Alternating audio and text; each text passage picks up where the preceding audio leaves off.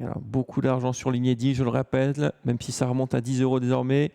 Masse d'argent qui tombe désormais sur Wingtip pour rester invaincu en Belgique. Pensionnel de Stéphane Serelis. Et c'est parti.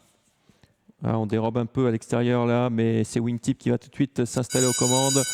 Fidèle à son habitude, Wingtip qui va prendre les devants. À l'extérieur, il y a le numéro 4, Étincelle, qui était parti un peu en versant.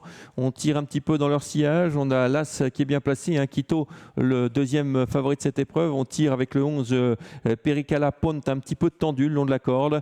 Un peu plus loin, il y a le numéro 9, Loumarine Béret, avec également le deuxième pensionnaire de Daniel Dumoulin, Colt Pilote. Alors, regarde, pour l'instant, c'est le 5 à l'heure qui ferme la marche. Juste précédé par le 7, Summer Bay. On va passer devant les tribunes avec toujours Wingtip qui a l'avantage assez facilement. Une grande foulée, hein, ce Wingtip. En deuxième position, toujours le numéro 4, mené au vent, Étincelle. Avec côté corde bien placé, Pericala Ponte. L'As Quito vient ensuite, suivi encore par le numéro 9, Loumarine Béret. Le 8, un peu plus loin. Et des positions qui ne changent pas alors qu'on va aborder la ligne d'en face. Wingtip qui avait perdu ses adversaires dans le tournant. Il a pris 2 longueurs là déjà sur ses adversaires avec Étincelle en deuxième position. Côté corde, le 11, Pericala Ponte. Un peu plus loin, Quito. Le 9, Loumarine Béret, statu quo dans cette épreuve. Le 8 vient un peu plus loin, il s'agit de Breana. Et on tente de quitter les derniers rangs avec le numéro 7, Summer Bay. Et les derniers rangs qui sont toujours occupés par notamment Haller qui se rapproche néanmoins à l'extérieur, qui suit la progression du numéro 7, Summer Bay.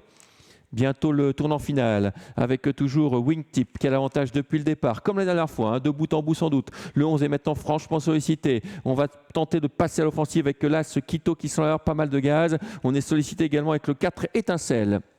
Alors on se dirige vers un jumelé de favoris dans cette épreuve avec Wingtip qui va être attaqué par Quito. Wingtip a encore beaucoup de gaz, semble-t-il. Quito est déjà sollicité. Wingtip qui va essayer de répondre à l'attaque de Quito. Wingtip côté corde, Quito en pleine piste. Wingtip, Quito, ces deux concurrents se détachent. Wingtip toujours, mais Quito prend le meilleur. Maintenant le numéro 1, Quito devant Wingtip qui redémarre bien côté corde. Wingtip côté corde, Quito à l'extérieur qui va s'imposer. L'As devant le 2. L'As va s'imposer devant le numéro 2. La troisième place en très net retrait devant le 8. Et la quatrième place également pour le 10, Armorial, le débutant qui débute finalement pas si mal que cela. As, 2, 8 et 10. On va revoir le passage du poteau, une belle explication entre les deux favoris. C'était un peu le jumelé caisse avant coup. Il a bien lieu, mais c'est l'As qui devance Wingtip. L'As donc Quito, Wingtip le 2, le 8 sera troisième à distance et le 10 Armorial, quatrième. Finalement, Wingtip répète exactement la même valeur. Il a perdu ses adversaires en route, mais le nouveau venu, Quito, qui est resté sur 2 bonnes courses en Allemagne, eh bien, va le faire plier dans la phase finale. On revoit tout cela avec une belle explication, un match à 2 très tôt.